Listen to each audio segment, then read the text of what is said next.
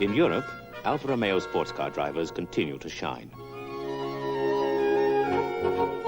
The Mille Miglia is a fabulous race over 1,000 miles of the open roads, when the hazards that face each driver are equal only to those braved by the enthusiastic spectators. It is in the great tradition of the early city-to-city events. It is an achievement to finish, and if the car won't hold together, you must lend it a hand. Where else could you possibly see a car during a race being refueled by coal?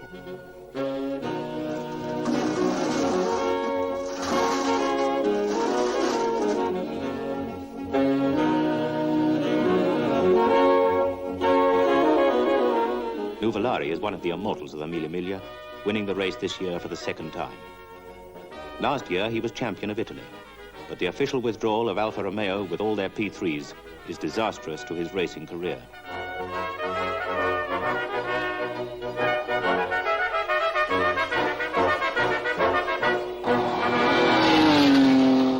It is his rival Vazzi on the Bugatti who wins at Monaco.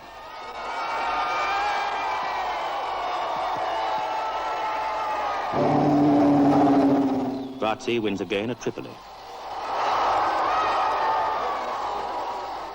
When Vazzi's Bugatti wins in Berlin, the Nazis have just come to power.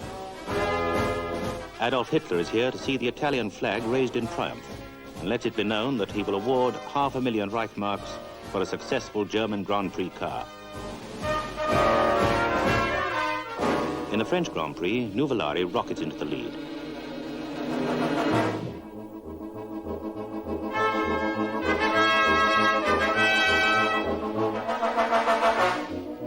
But Nuvolari's car is a now outdated Monza Alfa, and as so often this season, it is to fail him.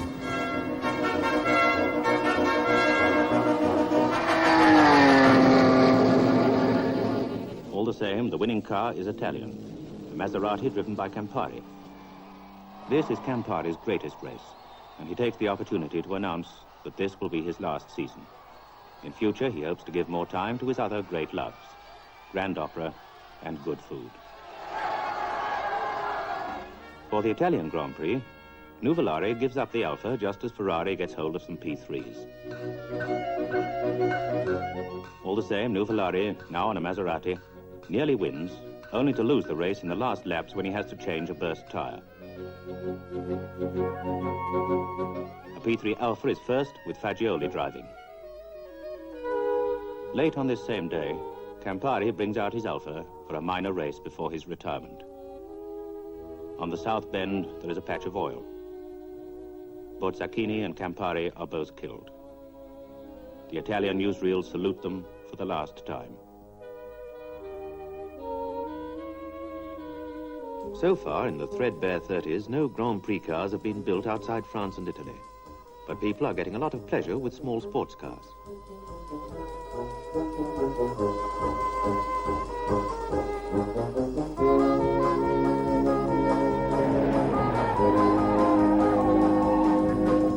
Others take their fun on the sands and find they bump into all sorts of people. On the new circuit at Donington Park, the enthusiast who likes to do his own last-minute tuning gets his chance.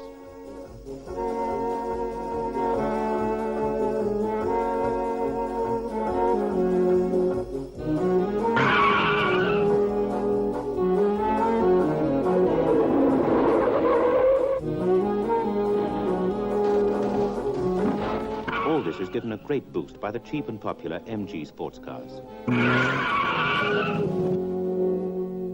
So it isn't surprising to find Nuvolari himself in Belfast, trying one out in the Tourist Trophy, and giving it a glamour every bit equal to that of the British Prime Minister.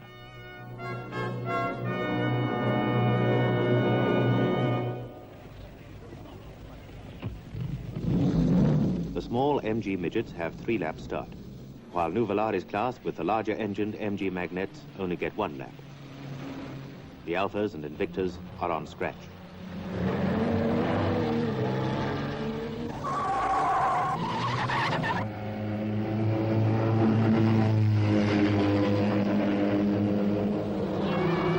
Nuvolari is soon way ahead of the rest of his class. But so is a wild, dark Irishman, Hugh Hamilton, on a midget.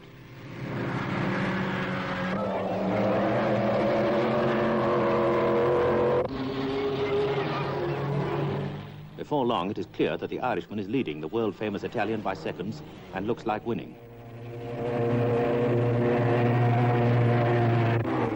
Nuvolari is still behind when Hamilton comes in for a disastrously slow pit stop. It becomes another national crisis as Nuvolari takes the lead.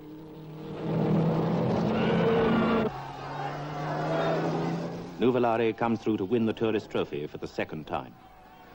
Specialmente per il molto pubblico che assiste a questa gara, che sono molto sportivi.